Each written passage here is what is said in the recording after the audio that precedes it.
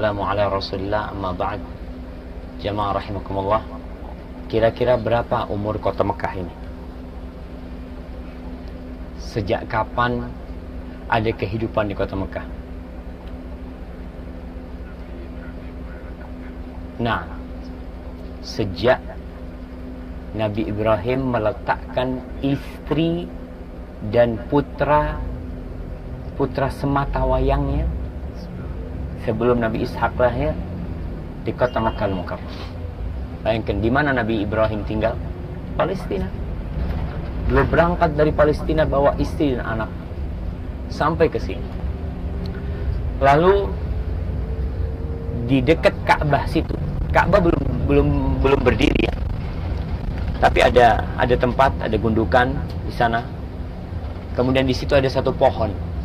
Namanya pohon Dauh. Dauh itu kalau sekarang ibu kotanya Qatar, ibu kotanya Qatar apa namanya? Doha. Dauh itu namanya pohon. Jadi kalau kita lihat lambangnya Doha itu lambangnya pohon. Ada pohon Dauh di situ. Disebutkan di situ Nabi Ibrahim meletakkan putra dan istrinya, Hajar bersama Ismail. Ketika Nabi Ibrahim mau pergi, heran ya, seorang istri sama anak bayinya dibawa ke sebuah negeri yang tidak ada penduduk. Maka tatkala Nabi Ibrahim mau pergi, naik kendaraannya diikutin oleh Hajar. Ditanya, "Ya Ibrahim, ila man takiluna?" Wahai Ibrahim, kau titipkan kita ke siapa di sini? Nggak ngomong apa-apa, tahu-tahu ditinggal. Nabi Ibrahim tidak menggubris pertanyaan istrinya. Dia tetap aja jalan. Dia sedih, mau ngelihat istrinya, mau ngelihat anaknya gimana. Dan itu ujian buat Nabi Ibrahim alaihissalam. Jadi bukan hanya ujian buat Hajar dan Ismail, tapi itu lebih untuk Nabi Ibrahim. Baik, Bapak, ujian Nabi Ibrahim di mana? Letak ujian buat Nabi Ibrahim di mananya? Di apanya? Disuruh ninggalkan anak. Kalau istri mungkin dia ada istri yang lain. Istri pertamanya Sarah. Tapi anaknya yang dia tunggu sampai umur 90 atau sampai 100 tahun. Dia tunggu anak itu. Ketika anak itu lahir, dia nggak boleh ngelihat anak itu. Karena Allah telah menjadikan Nabi Ibrahim Khalilur Rahman. Allah tidak ridha apabila ternyata ada cinta selain untuk Allah di diri Nabi Ibrahim. Maka Nabi Ibrahim diuji untuk membuktikan cintanya kepada Allah SWT. Maka dia tinggalkan anak sendirian. Orang subhanallah ya, kalau puluhan tahun gak punya anak, kemudian punya anak, bagaimana kegembiraan dia. Tapi kegembiraan itu diputus dengan perintah Allah, memerintahkan agar berpisah dengannya. Buat Hajar itu ujian. Karena dia suami yang selama ini mendampingi dia, suami yang selama ini mencukupi hidupnya, tahu-tahu meninggalkan Hajar hanya dengan sekantong kurma dan mungkin ada sebotol air yang bersama Hajar. Maka Hajar kembali mengikuti Nabi Ibrahim, mengatakan, "Ya Ibrahim, ila man takiluna?" Wahai Ibrahim, kau titipkan kita ke siapa? Nabi Ibrahim tetap jalan. Sampai 3 kali ditanya, Nabi Ibrahim juga tidak menjawab. Sepertinya ada yang salah di pertanyaan Hajar. Jadi ibu-ibu kadang-kala kalau bertanya kepada suaminya tidak jawab, perlu introspeksi diri. Mungkin pertanyaannya yang salah, sehingga tidak pantas untuk dijawab.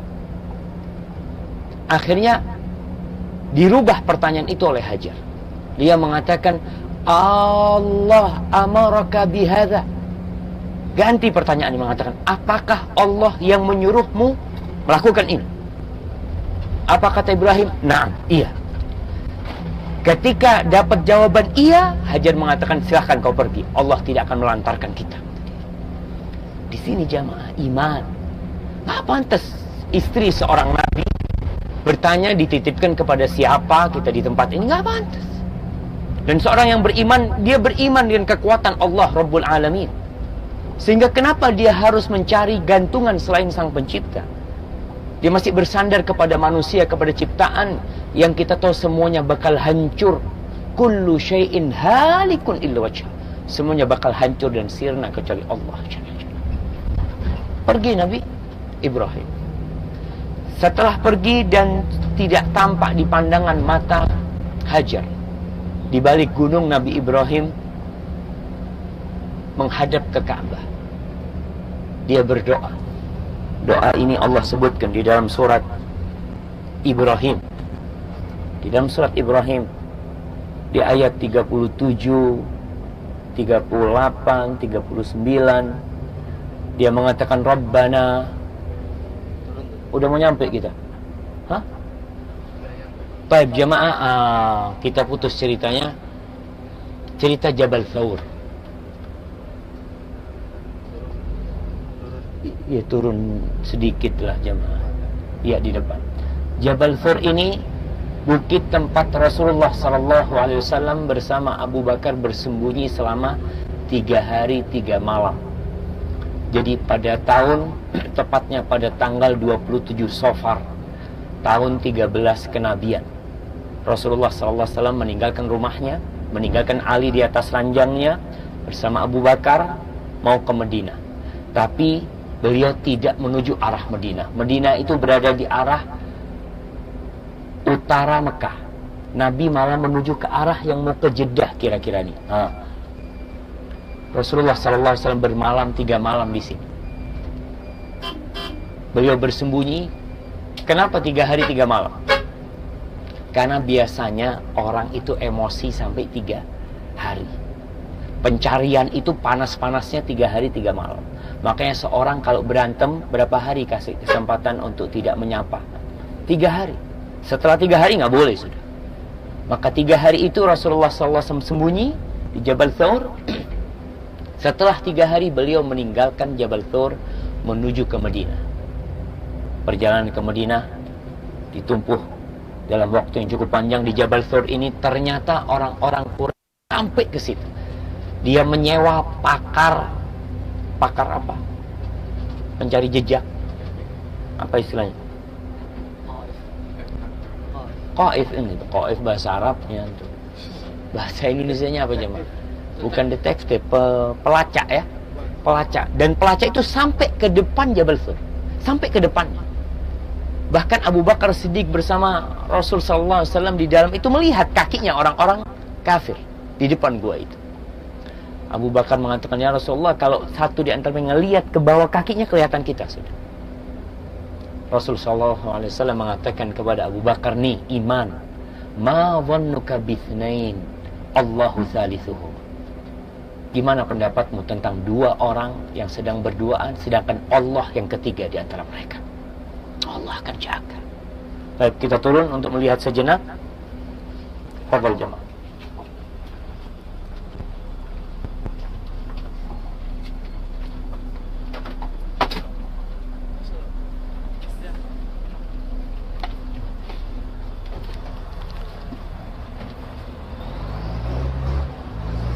Yang mana gunungnya Zat? Bukan. Beda. Lo yang Nabi sembunyi itu. Itu Jabal Thawr. Yang Gua Hira itu tempat turunnya wahyu. Oh. Nah, ya. Ada laba-laba? Ya, ini di Jabal Thawr yang disebutkan ada laba-laba, ada burung dara ya. Macam-macam. Ya, jadi silahkan ke sini semuanya. Merapat. Oh, Masya Allah. Mudah-mudahan dia bisa ke sana.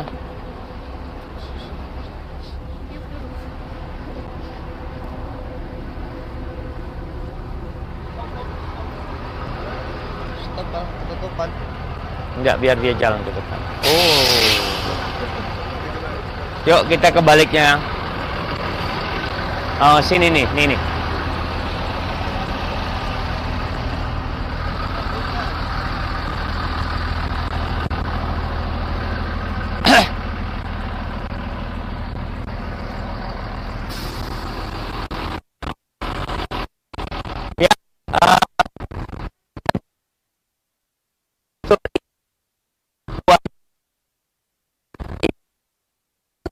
adanya Jabal Hira. Ini adalah bukit di mana Rasulullah SAW bersembunyi setelah 3 umur beliau 40 tahun, wahyu turun di Hira. 13 tahun kemudian, umur beliau 53 tahun, beliau mendaki gunung ini. Kelihatan ada orang-orang di berjalan. Putih-putih itu. Nah, itu masih menuju ke atas lagi. Jadi bukit guanya ada di Quraisy, mengikuti Nabi sampai ke atas. Tapi subhanallah, Rasulullah SAW berjalan ke situ. Kemudian beliau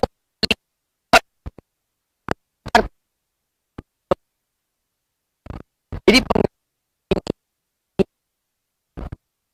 bukan mengasih susu aja yang menghilangkan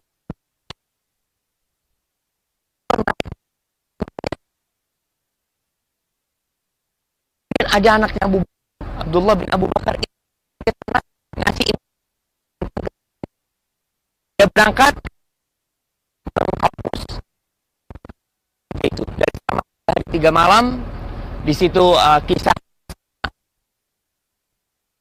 dia merobek kain sabuknya. Jadi sabuk dulu kan orang-orang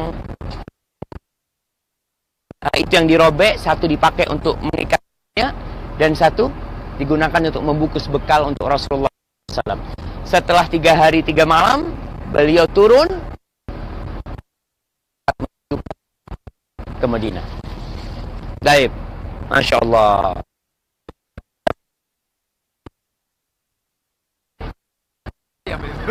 Buat kayaknya. Fadal. Yallah. Mari jamaah.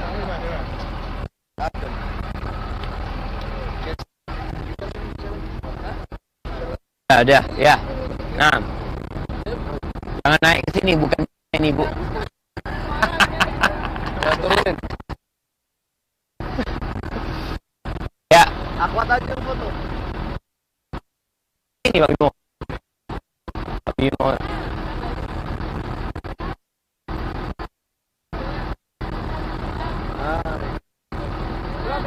Mana? Sana, lo ustadznya mau yang dingin gitu.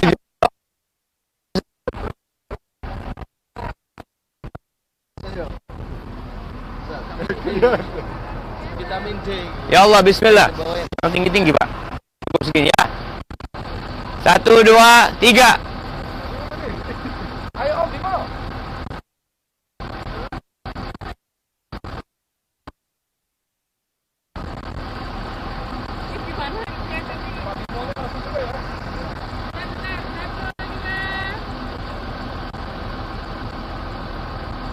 Ya, bismillah.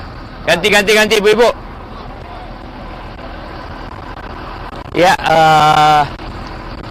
kemudian kisah burung dara yang kata bertelur ya, ada banyak yang disebut dara yang kemudian adanya rumah laba-laba. Sebagian kisah itu sebenarnya lemah, tapi yang jelas itu termasuk penjagaan Allah. Kalaupun kisah itu benar, Allah menjaga Rasul sallallahu alaihi wasallam dan Abu Bakar adalah demi untuk melindungi Rasulullah sallallahu alaihi wasallam. Jadi kalau ada mengatakan sebagian orang-orang Syiah Rafidhah, ketika Nabi berkata kepada Abu Bakar, la tahzan, Abu Bakar kau sedih, kau jangan khawatir, innallaha ma'an.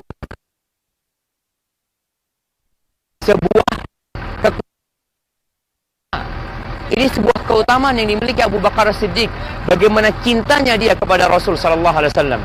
Dan ketika nanti turun ya dari Jabal Tur menuju ke Madinah, itu Abu Bakar As-Siddiq kadangkala di depan Nabi, kadangkala dia naik kendaraan di belakang Nabi. Sampai Rasulullah bingung, kenapa Abu Bakar kau melakukan itu, kata dia. Ya Rasulullah, idza tadzakartu talab, kalau aku ingat kau sedang diincar, kau sedang ya ada yang menunggumu, idza tadzakartu aku ingat ada yang mengejarmu, maka aku ke belakang. Wa idza tadzakkartu ar-rasad. Kalau aku ingat mungkin ada yang lagi mengintai engkau di depan, aku ke depanmu. Saddiduna saddiq. Ya Rasul, kalau andai kata ada anak panah yang nyasar, maka dadaku sebelah dadamu. Andai kata di belakang ada yang melempar, maka punggungmu. Itu cinta Abu Bakar Siddiq radhiyallahu ta'ala kepada Rasul sallallahu alaihi wasallam. Ya. Bismillah. Kita lanjut.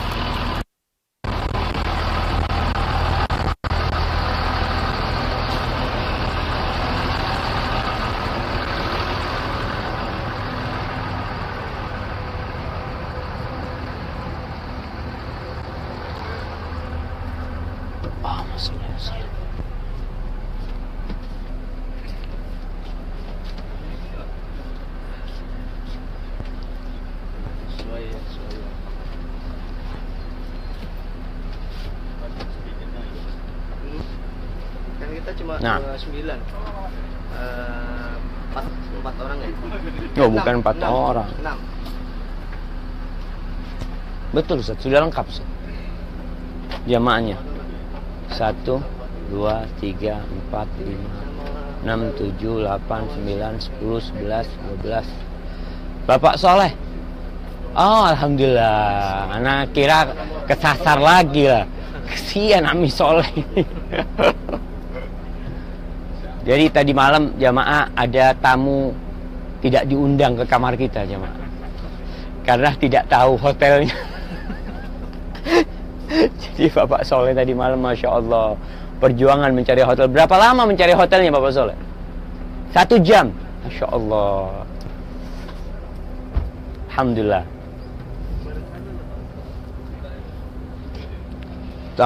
Final mic.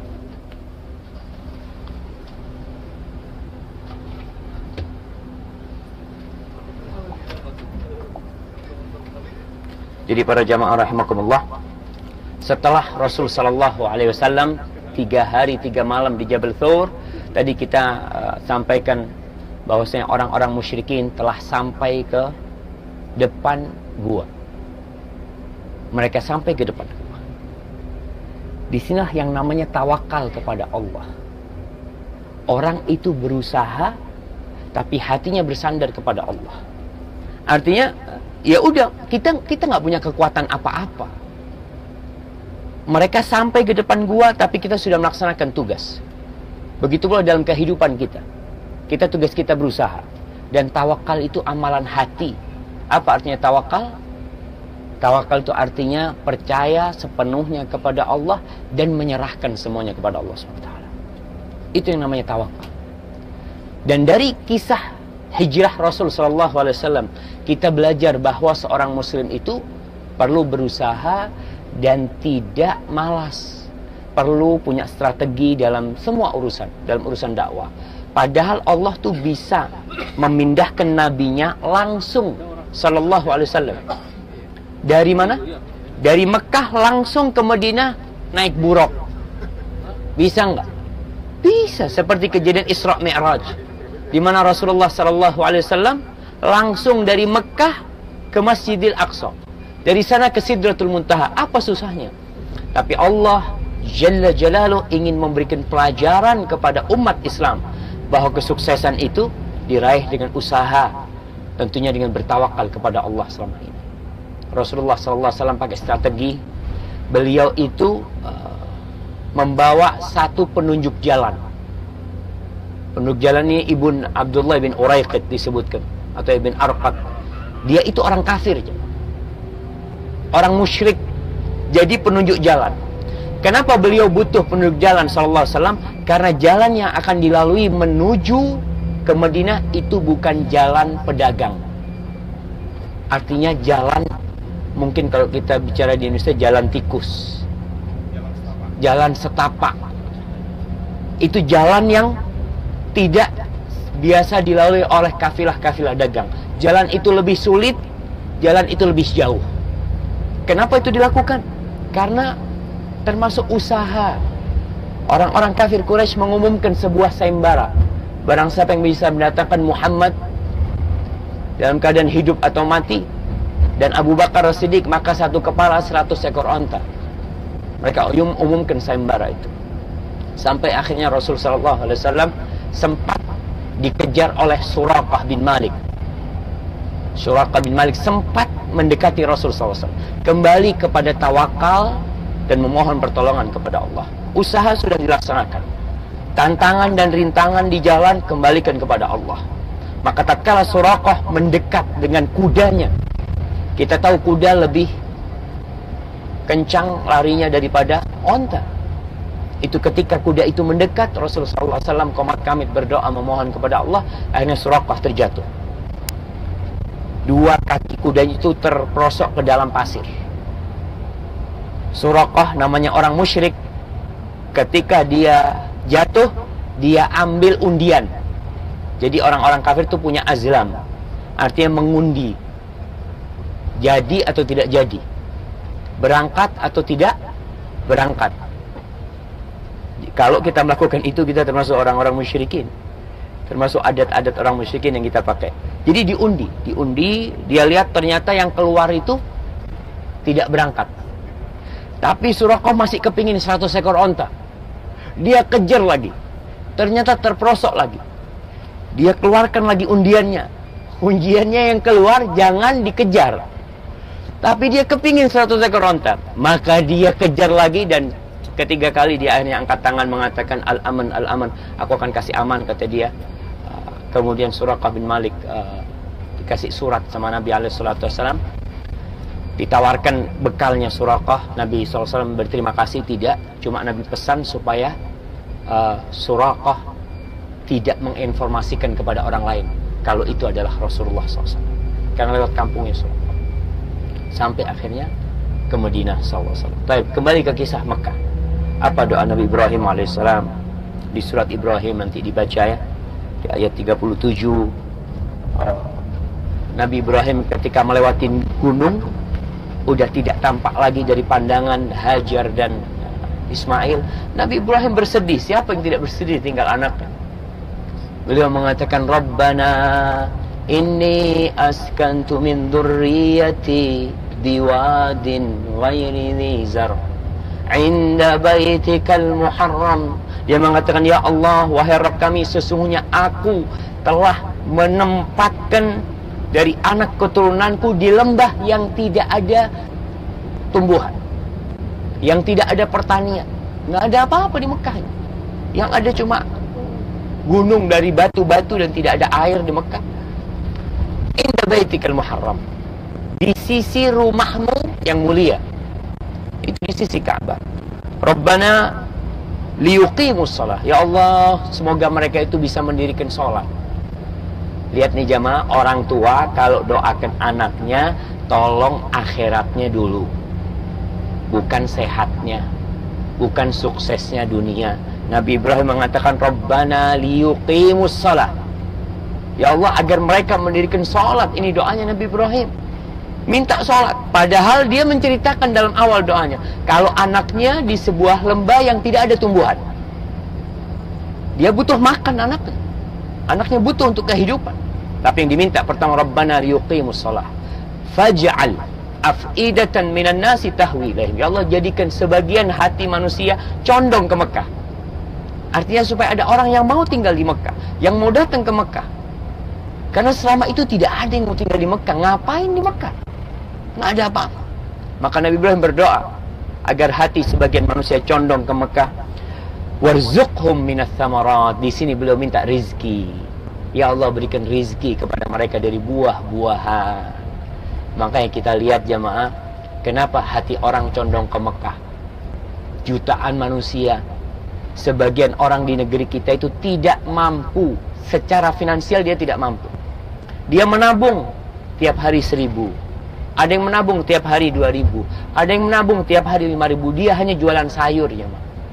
Ada cerita istri anak, bang, katanya di pasar kampung itu ada dagang sayur di depan toko. Dia numpang depan tokonya orang, itu bisa berangkat haji. Yang punya toko nggak berangkat haji. Bayangkan, yang dagang sayur berangkat. Ada memang hati yang condong, ada magnet yang membuat orang ingin datang ke sini. Bahkan ada kisah di beberapa tempat di negeri kita terjadi pemurtadan, di mana orang-orang kafir datang untuk memurtadkan saudara-saudara kita di daerah-daerah yang miskin ya. Itu mereka disuruh ke tempat ibadah mereka, ke gereja umpamanya di sebagian tempat itu. Dikasih Indomie atau dikasih mie, dikasih nasi, macam-macam lah dikasih supaya mereka meninggalkan agama Islam. Itu ada. Setelah bertahun-tahun dikasih, akhirnya tokoh agama dari mereka ingin memberikan hadiah besar kepada orang-orang yang lama beragama Nasrani, yang baru masuk Nasrani tapi udah lama.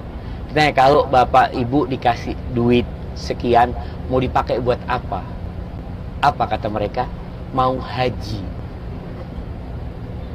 Ini sudah Nasrani bertahun-tahun ditanya mau haji. Ada sesuatu yang dia dapat dari orang tuanya, yang dia pelajarin tentang keutamaan Baitullahil Haram ya, keutamaan berhaji. Mereka ingin berangkat haji. Itu doanya Nabi Ibrahim alaihissalam. Lalu warzuqhum minas thamarat la'allahum yashkurun. Berikan rezeki kepada mereka dari buah-buahan agar mereka bersyukur. Bapak-bapak, ibu-ibu, kalau berangkat ke pasar yang ada di kota Mekah, pasar buah dan sayuran, namanya Ka'kiyah. Kalau berangkat ke sana akan mendapatkan sayuran-sayuran, buah-buahan yang tidak ada di Indonesia, tapi ada di sini. Insya Allah nih semua buah yang ada di Indonesia sampai ke sini. Mau apa? Mau durian? Insya Allah ada. Mau rambutan? Ada. Mau kelengkeng? Ada. Mau apa lagi? Pete? Ada. Jengkol? Ada. Apa lagi Ustaz? Kangkung, sayur apa aja. Dan ada buah-buah yang tidak ada di negeri kita, ada di sini coba. Ada salah satu buah yang biasanya kita kalau musim dingin tuh ya keluar, namanya buahnya itu kakak. Kakak itu bahasa Inggrisnya persimmon. Persimmon itu di Indonesia kalau nggak salah sekilonya berapa ratus ribu gitu. Di sini sekilonya cuma 10 real. Bayangkan negeri yang tandus seperti ini, Allah berikan kepada penduduknya rizki dari minas samarat. Bayangkan kenapa Nabi Ibrahim kok minta buah. Yang diminta, ya Allah berikan rizki kepada mereka buah-buahan, bukan yang lain. Kenapa jemaah? Apabila banyak buah-buahan, yang lainnya kira-kira ada nggak? Ada lah. Karena buah-buahan ini termasuk tumbuhan yang sulit untuk tumbuh, yang sulit untuk datang ke sini. Itu buah kakak datang dari Libanon ya, dari Yordania, dari Turki datang ke sini harus pakai freezer.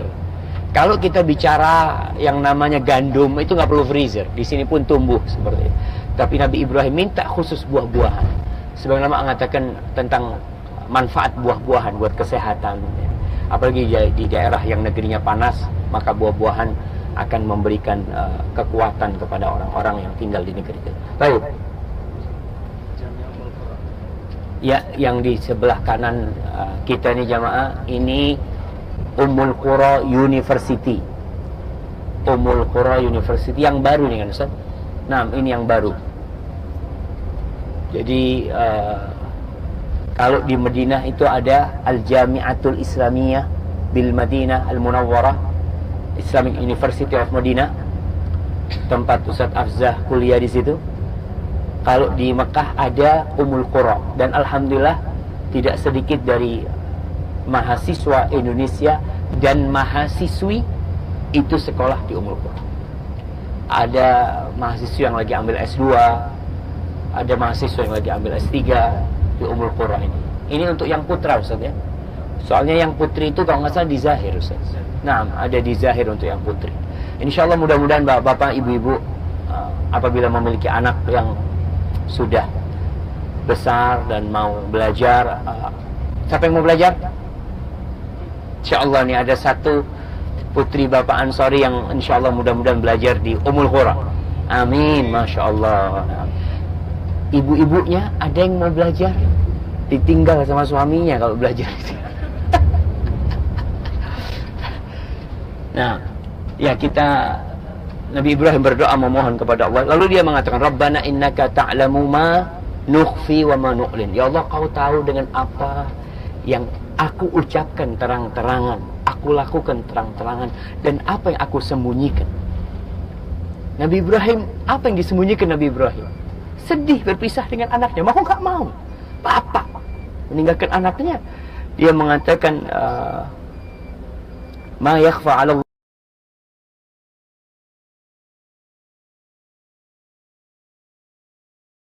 Kemudian setelah Nabi Ismail remaja, kira-kira umur belasan tahun, itu Nabi Ibrahim datang. Dan di kota Mekah udah rame. Kita tahu kisah bagaimana Zam-Zam itu keluar ya. Hajar ketika ditinggal oleh Nabi Ibrahim, dia bertahan di bawah pohon. Masuk mana nih? Ya, Arafah. Kita masuk ke Arafah jemaah ya. Ini batas Arafah.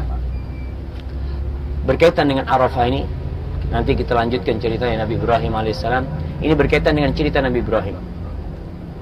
Ada dua riwayat kenapa Arafah disebut Arafah atau Arafat kalau kita lihat. Arafah itu dari asal kata mengenal atau mengetahui.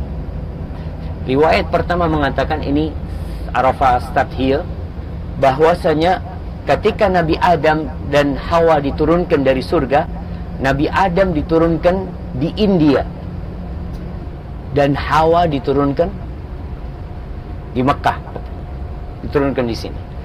Akhirnya mereka setelah berkurun waktu yang cukup lama, terjadi perjumpaan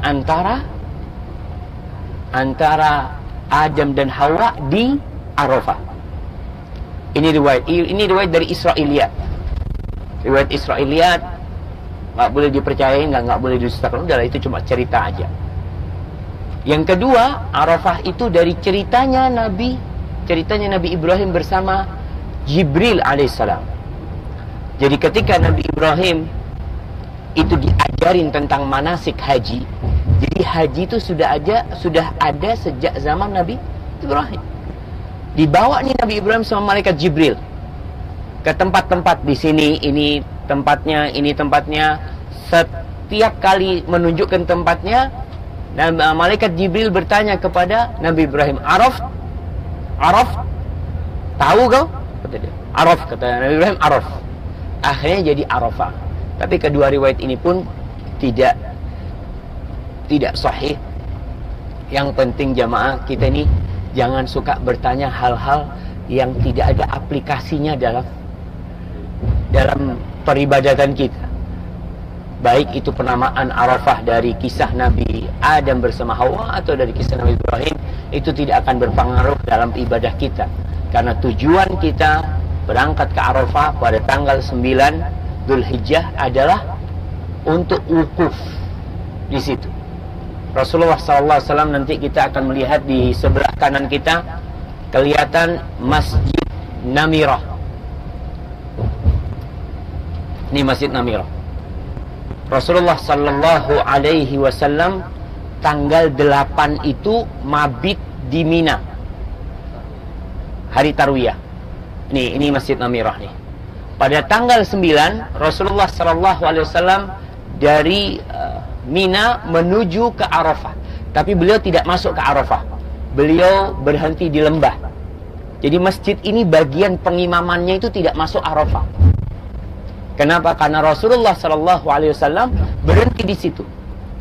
Didirikan tendanya, beliau berceramah. Ketika matahari sudah tergelincir, beliau berpidato khutbah Arafah, lalu sholat zuhur dan asar dijamak dan dikosor. Itu masih posisi di depan sana. Kemudian setelah itu baru wukuf, beliau menuju ke Jabal Rahmah. Beliau mengatakan sallallahu alaihi wasallam, aqifu hahuna, aku wukuf di sini. Ya, ini di Jabal Rahmah situ, di kaki Jabal Rahmah. Wa Arafah kulluha mauqif. Dan padang Arafah ini semuanya tempat wukuf.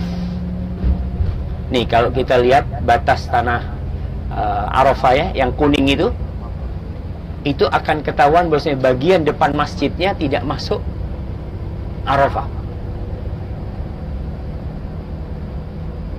Kita sekarang melihat tidak ada satupun tenda. Ketika tanggal 9 Dzulhijjah, semua tempat ini penuh dengan tenda.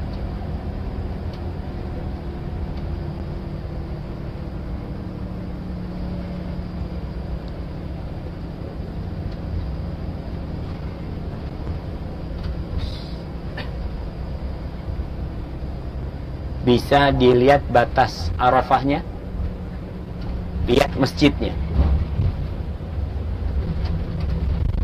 Nah,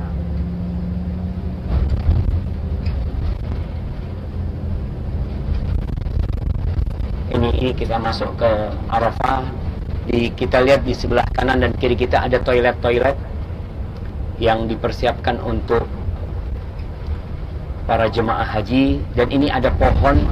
Ini pohon yang dikenal dengan pohon Soekarno, pohon mimbo, wit mimbo. Apa bahasa Indonesianya? Bapak Sulbi, apa bahasa Maduranya mimbo? Hah? Mempe apa? Iya kan? Iya, ini yang di kanan kiri kita nanti ada pohon Soekarno, bukan yang ini ya. Ada pohon Soekarno itu yang agak rindang. Nah, ini yang rindang nih pohon Soekarno nih. Disebutkan.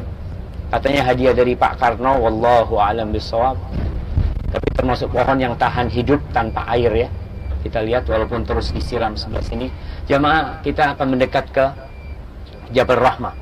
Penamaan Jabal Rahmah ini pun dikritisi oleh sebagian ulama karena seharusnya bukit ini namanya Jabal Arafah, Bukit Arafah. Kenapa jadi Jabal Rahmah? Wallahu a'lam. Mungkin ada orang yang menisbatkan ketika itu rahmat Allah turun ya pada waktu hari Arafah. Nah, kita lihat ada jemaah yang naik ke atas itu, tidak disunahkan untuk naik ke atas. Rasulullah SAW ketika wukuf tidak di atas. Beliau wukuf itu di bawah Bukit Rahmah ini, di batu-batu besar. Beliau wukuf jamaah dari tergelincirnya matahari, berdoa sampai hampir terbenam matahari. Terus berdoa. Kalau jemaah haji itu Masya Allah, doa 15 menit udah capek, doa setengah jam udah habis doanya udah habis. Mau baca apa lagi? Akhirnya ngobrol ya, akhirnya makan lagi ini itu. Padahal ini hari satu hari dalam kehidupan kita di mana Allah mengabulkan doa-doa orang yang datang ke padang Arafah ini. Itu lihat di atas ada tugu. Tugu itu untuk menunjukkan ini Bukit Rahmah aja ya, tempat wukufnya Nabi. Ingat di bawah, di batu-batu, mungkin di bagian depan sana ada batu-batu yang di bawah situ ya. Jemaah yang ingin naik ke atas kami persilahkan. Naiknya sebenarnya agak lama tapi turunnya lebih cepat biasanya.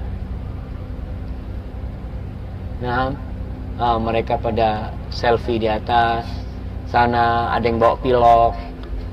Katanya kalau bawa fotonya suami istri ke sini insya Allah akan langgeng hidupnya. Nggak bener. Dulu anak ingat, anak pernah baca berita, kalau tidak salah nih, Saiful Jamil sama siapa? Sama Dewi Persik itu ketika umroh mereka taruh tulis namanya di sini, pulang cerai ternyata. Nah, nggak ada. Ini bukan termasuk salah satu sebab agar orang hidupnya harmonis. Tapi yang jelas kehidupan harmonis itu dengan meninggalkan dosa-dosa dan mendekatkan diri kepada Allah Subhanahu wa taala. Baik, waktu kita di sini mungkin 30 menit Ustaz ya. Iya. 30 menit. Jadi para jamaah yang mau naik insya Allah akan dibimbing oleh Ustaz Afza ke atas, dan insya Allah ada Abu Tako yang akan menemani menunggu di bawah. Iya, Abu Tako menunggu di bawah, Ustaz Afza di atas nanti. Jadi supaya komunikasi lancar, beberapa jamaah yang udah turun atau yang masih di atas. Nah, Masya Allah jamaah. Biasanya banyak onta di sini jamaah. Onta yang cantik-cantik ya, yang pakai bunga-bunga, yang kalau foto 5 real. Nah, biasanya banyak di sini. Cuma kayaknya karena puasa, ontanya nggak tahan panas, jadi dia kayaknya tidak hadir di tempat ini. Dan orang jualan biasanya banyak sekali, tapi ada penertiban dari pemerintah Arab Saudi. Orang-orang jualan kok nggak kelihatan, Ustaz. Terus terang sebenarnya pedagang kaki lima itu membantu para jemaah di satu sisi, tapi juga merepotkan para jemaah karena biasanya telat naik bisnya dikarenakan mereka pada sibuk belanja. Alhamdulillah. Ya, kita sudah sampai di sini. Ingat semua lihat jamnya. Lihat jam berapa? Berarti jam 9 kurang 5 sudah ada di bus. Siap? Baik, barakallahu fikum. Tafadhal jamaah.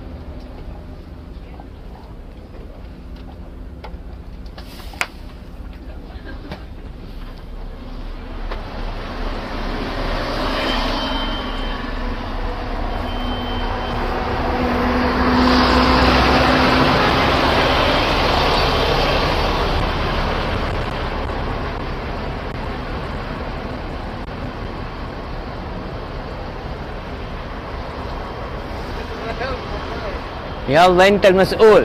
Jamaah ini bisa dilihat. Ini Jabal Rahmah nih. Dikatakan Rasulullah sallallahu alaihi wasallam ketika wukuf, beliau di bawah Jabal Rahmah, di atas onpannya lagi duduk di sekitar batu-batu besar. Wallahu alam apa batu-batu besar yang di sebelah, kita lihat sebelah sini. Ini ada batu-batu besar ya. Beliau wukuf yang penting di bawah, tidak di atas. Dan kalau musim haji ini gunung semuanya akan putih dengan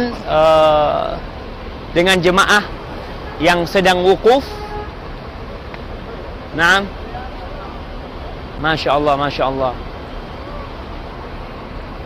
Ini tempat air biasanya disediakan buat jemaah haji.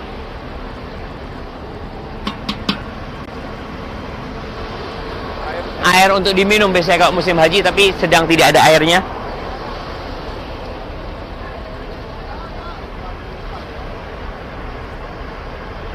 Ayo jemaah yang mau foto. Yang mau foto.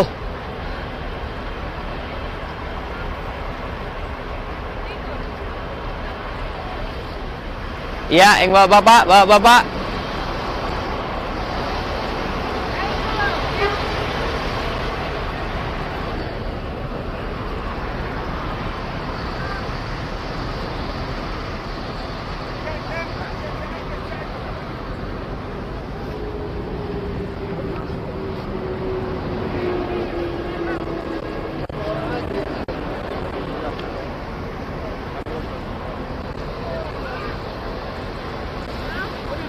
Panas. Bentar, kalau sudah mau foto anda buka. Fotografernya jangan lama-lama, panas. Panas ini makanya. Yuk. Ya, hitung. 1, 2. 1, 2. Ya, sip. Masya Allah.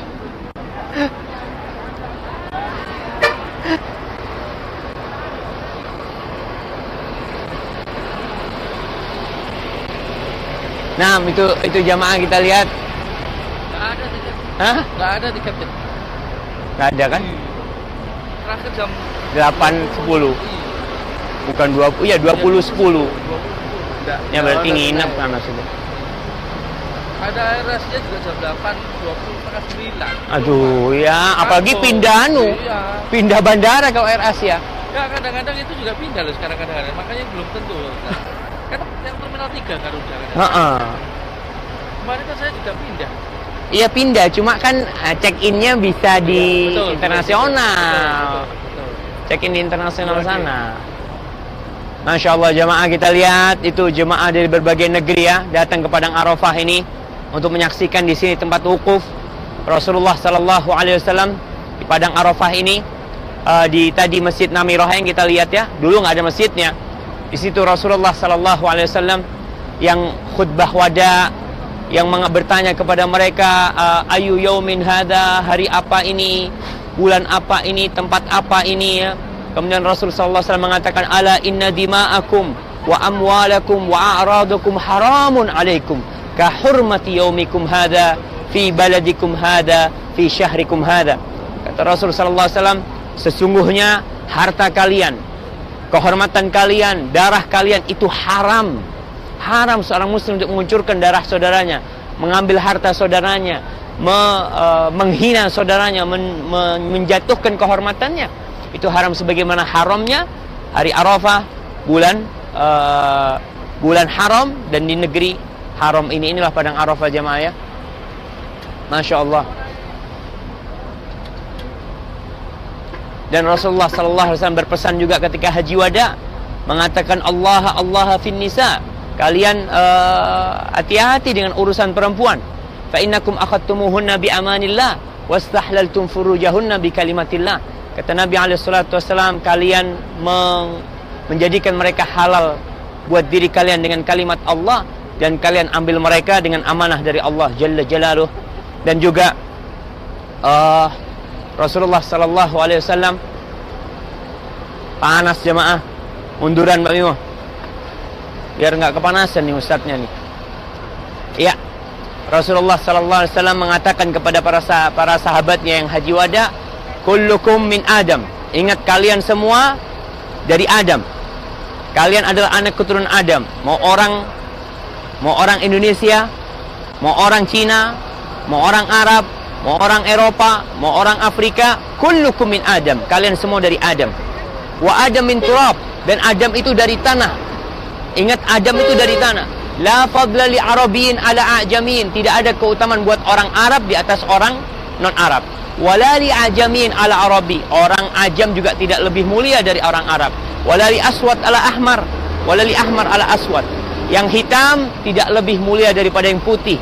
Yang putih tidak lebih mulia daripada yang hitam. Illa bittaqwa, kecuali dengan ketakwaan. Jadi semua umat manusia ini yang mulia bukan yang lebih ganteng, bukan yang lebih tinggi, bukan yang lebih tegap, bukan yang dari Eropa, bukan yang dari Arab, dah. Tapi ketakwaanlah. Inna akramakum indallahi atqakum. Yang paling mulia di antara kalian adalah yang paling bertakwa. Baik, lanjut. Bismillah, kita berangkat. Ya Allah, nggak ada yang naik. Perasaannya mamanya udah nyampe atas. Ya, fadal. Olah, nah itu mengapa?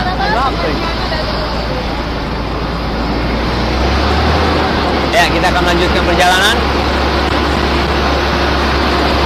Masya Allah, ini suara bus.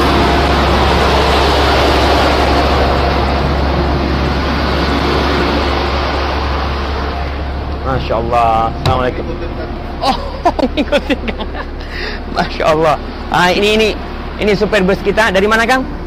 Dari Lampung, Ustaz. Masya Allah. Ini dari Lampung beliau. Ini beliau ngikutin live streaming nih lewat HP-nya beliau nih. Masya Allah, Kang. Udah berapa lama di sini, Kang? Kurang lebih hampir 5 tahun. Masya Allah, alhamdulillah. Mudah-mudahan berkah, Kang, ya. Masya Allah. Ya Allah. Ini supirnya namanya. Ini ada orang Lampung nih, supir kita nih. Masya Allah. Ini ada jamaah Lampung nih, Pak. Halo. Lampungnya di mana, Mas? Dari Pringsewu, Pak. Aduh, sama. Saya dari Kota Bumi. Pak. Ya, karena supir dari Lampung, kita lanjut ke Lampung, Pak, ya.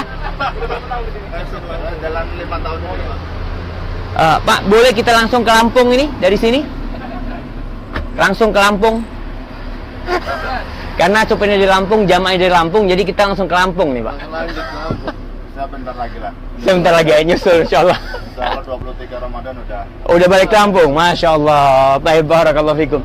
Ya, kita lanjut jemaah. Alhamdulillah, ternyata bapak supir kita dari Lampung dan jemaah kita satu keluarga yang dari Lampung. Insyaallah bus kita ya melanjutkan perjalanan kemana nih, Ustaz? Ke Mina, ke Lampung. Kita akan menuju ke Mina, Muzdalifah dulu. Lalu kita akan menuju ke mana mic-nya?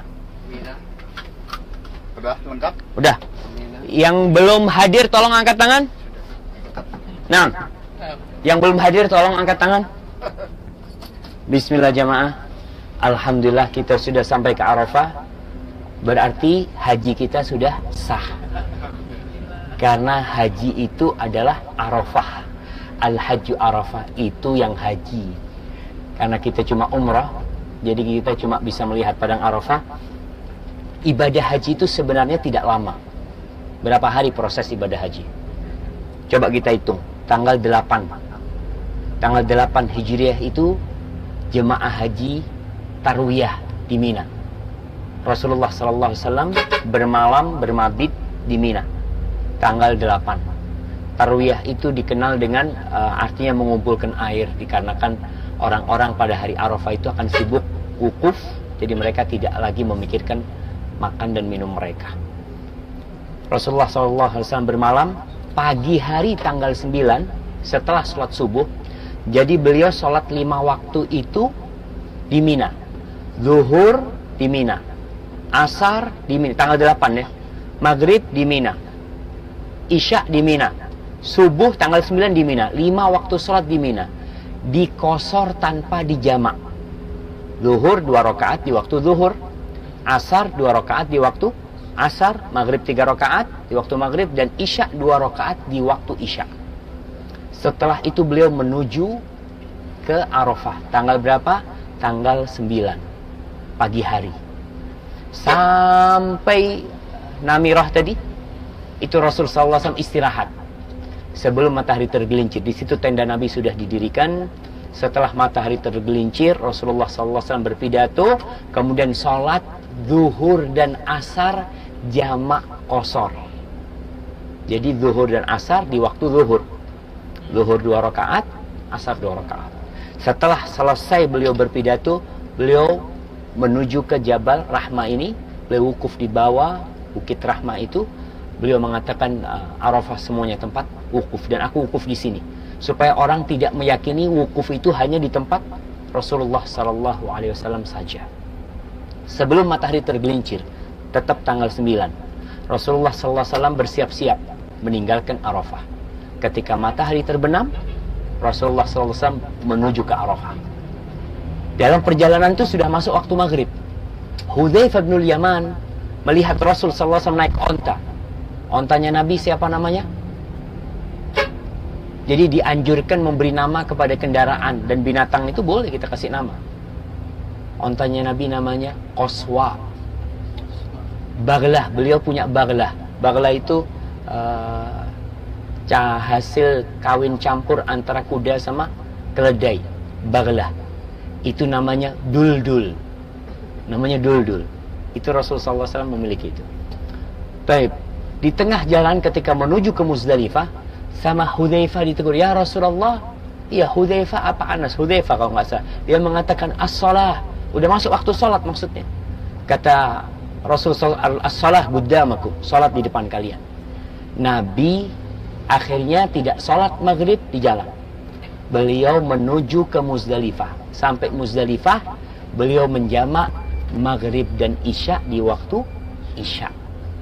Kemudian beliau setelah itu istirahat. Kenapa beliau istirahat? Sepanjang hari beliau berdoa. Tapi banyak jemaah haji ketika di Muzdalifah nggak istirahat, begadang. Kenapa? Karena siangnya udah istirahat di Arafah. Jadi dia udah ngobrol, udah tiduran apa, sampai ke Muzdalifah dia nggak capek. Sedangkan Rasul SAW sampai Muzdalifah udah lelah ya. Karena sepanjang hari dari habis zuhur sampai matahari terbenam berdoa sallallahu alaihi wasallam. Maka beliau istirahat di Muzdalifah, mabit di situ. Sampai sebelum pagi beliau biasa salat witir sallallahu alaihi wasallam. Subuh, salat subuh di Muzdalifah. Setelah salat subuh beliau enggak bergerak. Menunggu matahari sampai menguning. Ketika matahari menguning beliau berdoa, setelah itu baru menuju ke Mina. Tanggal berapa?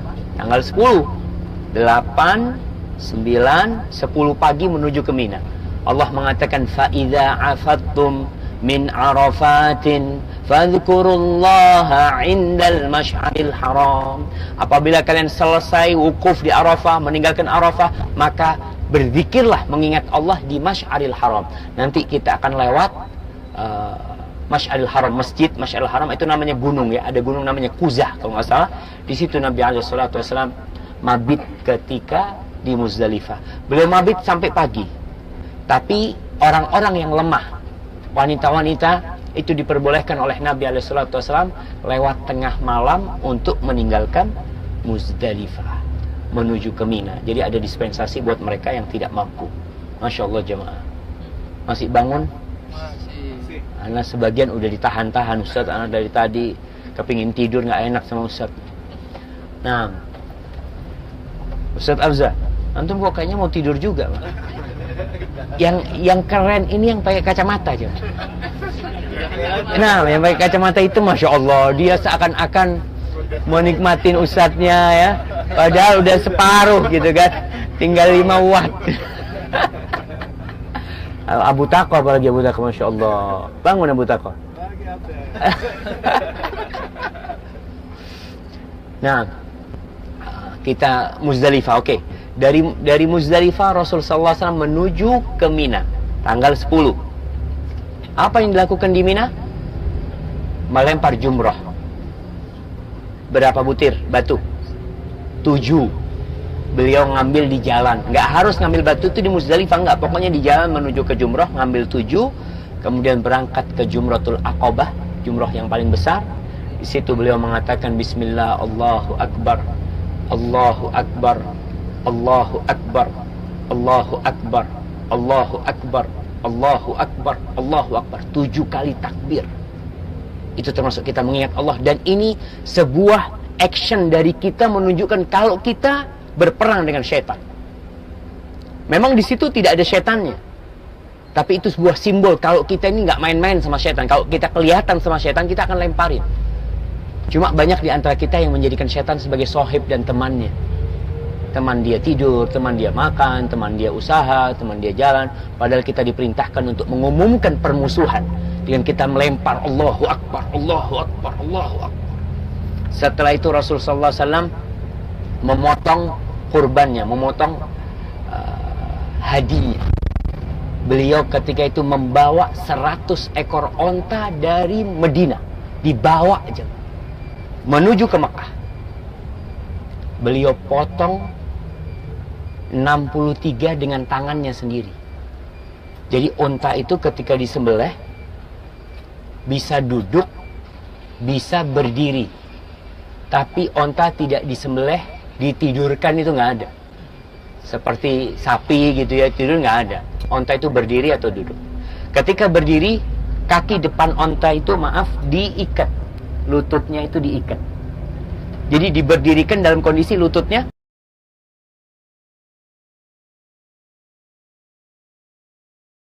potong dengan tangannya sendiri. Tinggal berapa? Tinggal 37. Siapa yang melanjutkan? Ali bin Abi Thalib. 37 dia itu yang motong, Ali bin Abi Thalib. Istri-istri Nabi dipotongin onta, dipotongin, ada yang mengatakan sapi, ada yang mengatakan onta, dipotongkan untuk istri-istri Rasul sallallahu alaihi wasallam. Kemudian beliau bertahallul. Setelah tahallul tanggal 10 nih ya. Amalan tanggal 10 itu lempar jumrah, motong kurban, kemudian tahallul, kemudian tawaf ifadah. Tawaf ifadah udah tidak pakai baju ihram, pakai baju biasa udah. Tawaf sebelum matahari terbenam, Nabi sudah kembali ke Mina, mabit di Mina. Mabit malam 11, malam 12, malam 13, lalu beliau hari ke-13 itu meninggalkan Mina untuk tawaf wada dan melanjutkan perjalanan ke Madinah. Berapa hari jadi? 8, 9, 10, 11, 12, 13. Selesai haji. Jadi yang menyebabkan lamanya jemaah haji di Arab Saudi ini, masalahnya masalah pesawat, antrian pesawat sebenarnya. Kalau mereka itu mau naik perahu, insya Allah cepat. Nyampe yang lama gitu. Tapi maksudnya dia tanggal 13 udah langsung pulang, bisa pulang.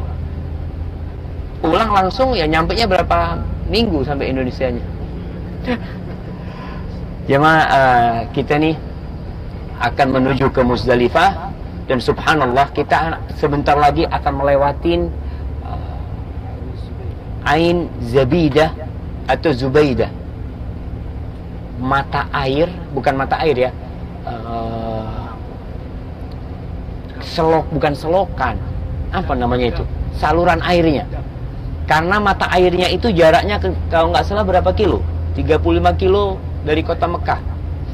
Mata airnya itu dialirkan menuju ke Arafah ini. Itu Zabidah istrinya Harun ar-Rasyid, istrinya Harun ar-Rasyid, atau ibunya, istrinya. Itu yang membuat saluran air ini buat jemaah haji. 35 km bagaimana air itu bisa berjalan tanpa mesin. Jadi pada masa Harun ar-Rasyid itu tahun 150-an Hijriah kira-kira, 160-an, itu bisa mengalir air tanpa mesin, datang. Jadi dibikin modelnya itu turun, nanti naik, turun lagi. Jadi ketika turun bagaimana dia nanti bisa menaikkan airnya lagi ya. Di sebelah kanan kita ngelihat itu, sebelah kanan ada tembok yang di bawah bukit. Jadi diletakkan di situ juga untuk menampung air laut, air hujan. Jadi ketika hujan airnya juga tertampung, nanti ada penampungan air zabidahnya. Mata air zabidahnya kita lihat nih. Masya Allah, bayangkan jemaah, umurnya ini kira-kira ya 1250 tahun ya. Sudah ada pengairan. Jarak 35 km kalau nggak salah. Ya ini ada renovasi tentunya, direnovasi, perbaikin. Tapi awalnya ini kita lihat nih, mengalir ya. Terus dia dibikin lebih turun lagi. Oh tuh ada kayak model bendungannya di sana. Kemudian ini sudah mulai ada yang rusak, ini mulai agak turun lagi. Masya Allah, Masya Allah. Jadi ketika Islam jaya, Islam itu menebarkan kedamaian, bukan menebarkan kekerasan. Berbeda dengan orang-orang di luar Islam, ketika mereka jaya, yang mereka lakukan adalah penindasan kepada orang-orang yang lemah. Tapi agama kita agama kasih sayang, agama cinta, dan pembunuhan dalam Islam pun itu salah satu bentuk kasih sayang dan cinta. Ketika harus ada pembunuhan, seperti orang-orang yang membunuh, perampok dibunuh, itu adalah karena kasih sayang kepada manusia, sehingga mereka dibunuh. Nah, kita lihat ini sudah mulai agak turun nih, tambah ke bawah ya, tambah ke bawah lagi. Jadi Zabidah itu atau Zubaidah, istrinya Harun ar-Rasyid, dia menginfakkan wallahu alam berapa ribu dinar atau puluhan ribu dinar emas itu untuk ini dan untuk memberikan minum kepada jemaah haji. Makanya kalau di musim haji kita lihat orang-orang itu berlomba-lomba untuk memberikan minum dan menghargai jemaah haji. Di samping ada orang-orang yang kurang baik yang memanfaatkan jemaah haji. Oh ya, di sebelah kiri kita ini stasiun kereta api. Stasiun kereta api yang menyambung antara Arafah, Muzdalifah dan Mina. Belum sampai Mekah, Ustaz. Belum ya? Belum sampai Mekah, Ustaz. Nah, ini kita lihat Muzdalifah. Jamaah di mana? Di Arafah itu didirikan tenda. Tenda tidak permanen. Di Muzdalifah tidak ada tenda. Artinya mereka bermalam beralaskan bumi dan beratapkan langit. Itu ketika di Muzdalifah.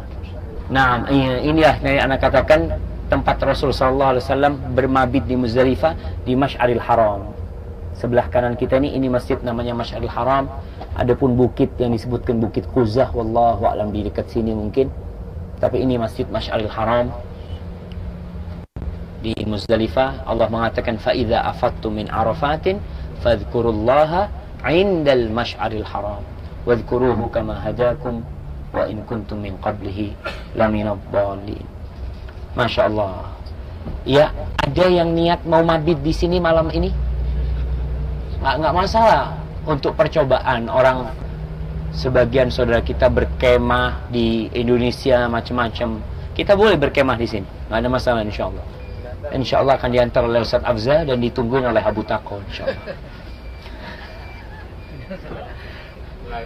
Oh, kayaknya ini Bapak Soleh perlu mabit di sini, Pak Soleh. Biar nggak kesasar. Masya Allah jemaah. Ya, dan sepanjang jalan itu toilet disediakan oleh pemerintah Arab Saudi, dan satu toilet bisa antri 20 orang jemaah. Ana rasakan itu ketika antri. Dan ujian kesabaran ya. Masya Allah, ujian kesabaran. Masya Allah. Ana pernah melihat kejadian, ada orang di toilet itu cukup lama.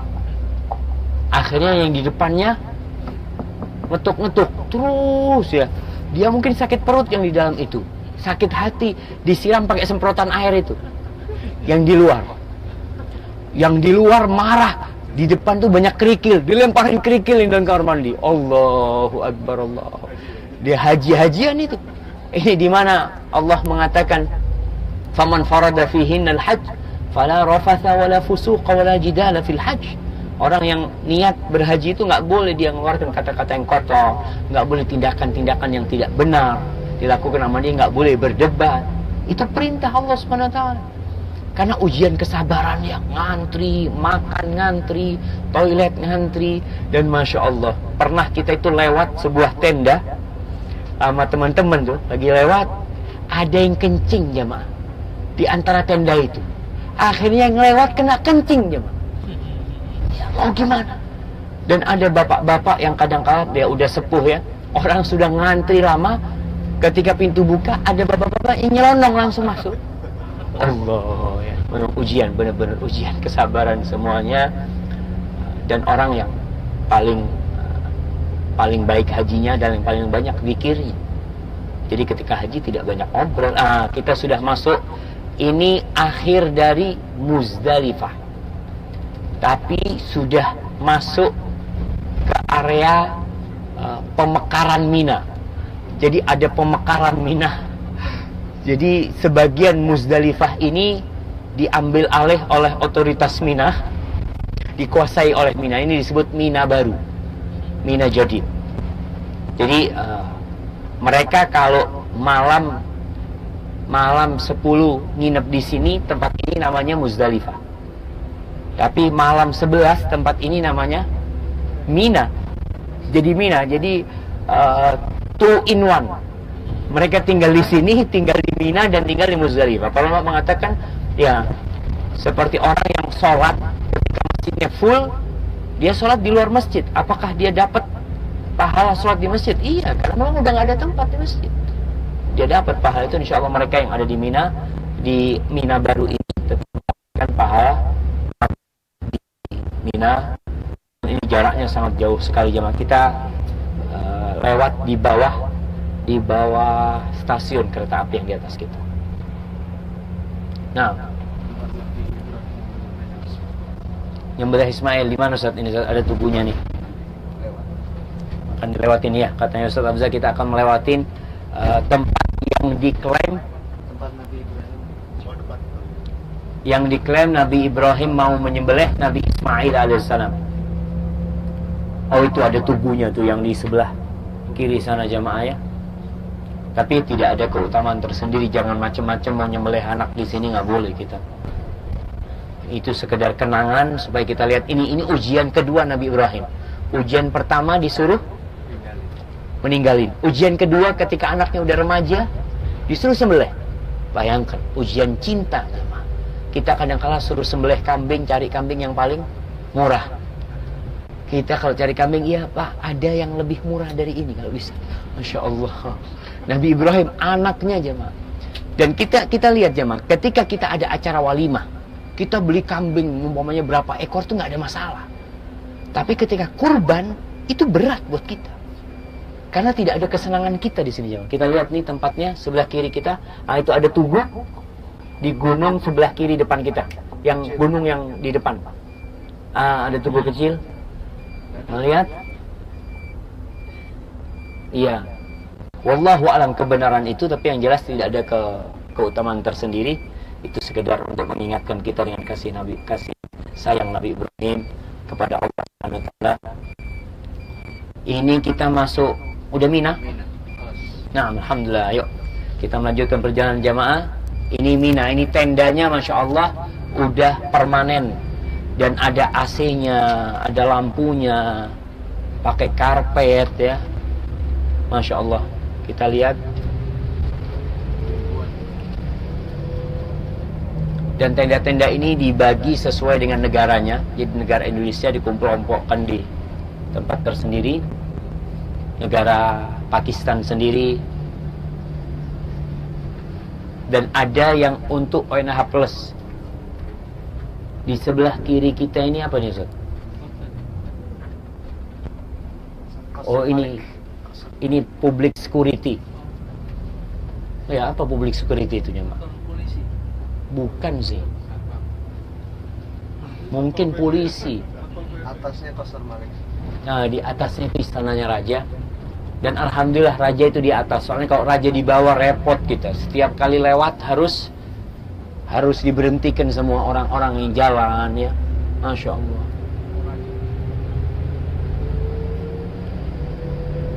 Ya, para jemaah, kita lihat di sebelah kanan kita itu, jadi gunung-gunung sudah mulai dipotong sama kerajaan Arab Saudi. Kenapa? Untuk menambah jumlah tenda. Jadi kalau pemerintah Arab Saudi itu memberikan kuota ke setiap negara, itu karena mereka tahu dengan kemampuan mereka menampung jemaah haji.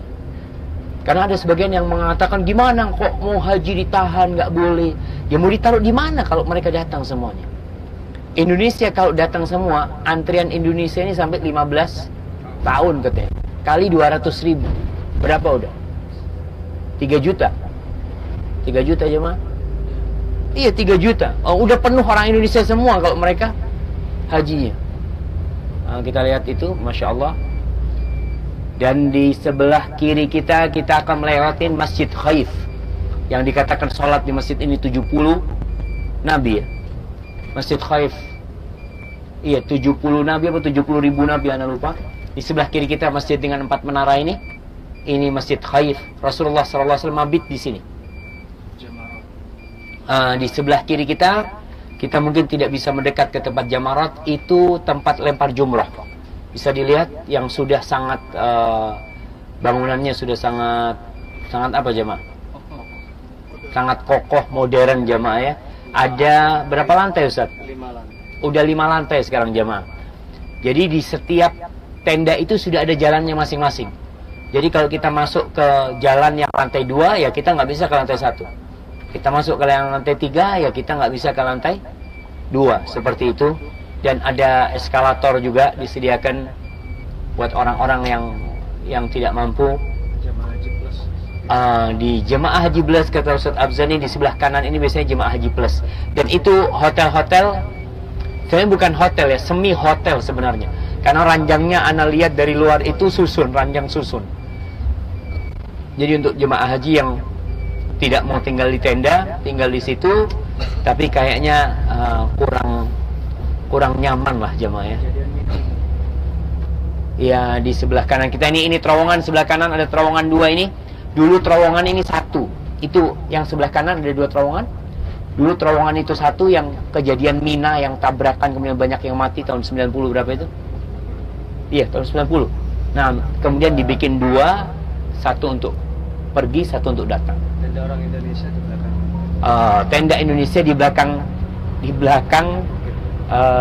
belakang terowongan itu yang disebut dengan Muaisim ya. Muaisim di sana. Ya, kita masuk ke terowongan apa ini? Kang? Terowongan apa ini? Muaisim ini Muaisim. Sana Muaisim yang pertama, ini yang Muaisim. Oh, ini Muaisim kedua, Muaisim yang baru ini Kang ya. Nah, kita lihat kita akan menembus gunung. Kemudian kita keluar sejenak, lalu menembus gunung lagi. Masya Allah ya, Allah memberikan nikmat kepada jemaah. Bayangkan gimana kalau jemaah harus naik gunung. Ini kita, alhamdulillah. Ini sebelah kanan tenda jemaah haji Indonesia, sebelah kanan kita nih. Mereka di sini nih. Kalau mungkin ada yang ingin nyoba, nggak ada masalah. Dan mereka harus jalan menuju ke lempar jumrah itu berapa kilo? 3,5 kilo.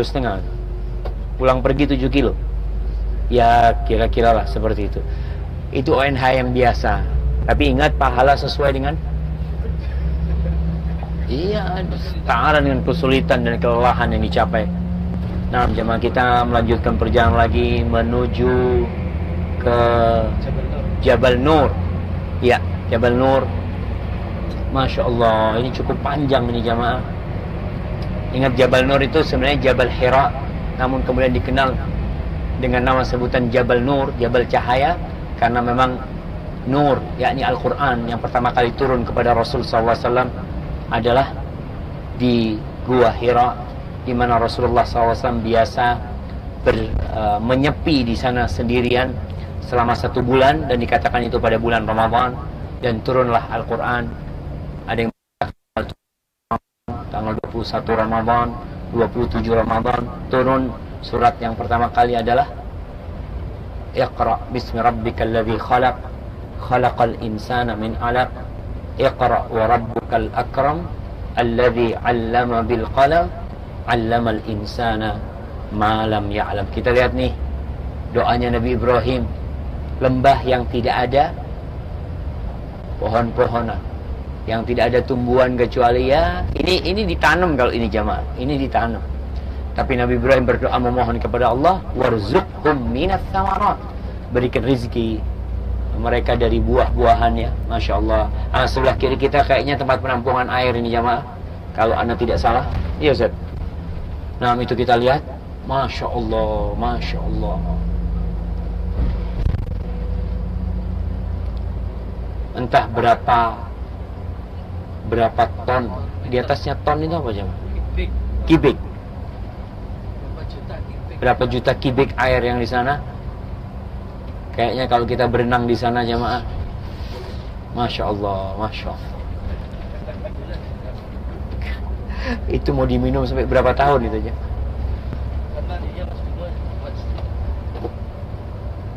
Nah, untuk selanjutnya Ana serahkan kepada Ustaz Afzah.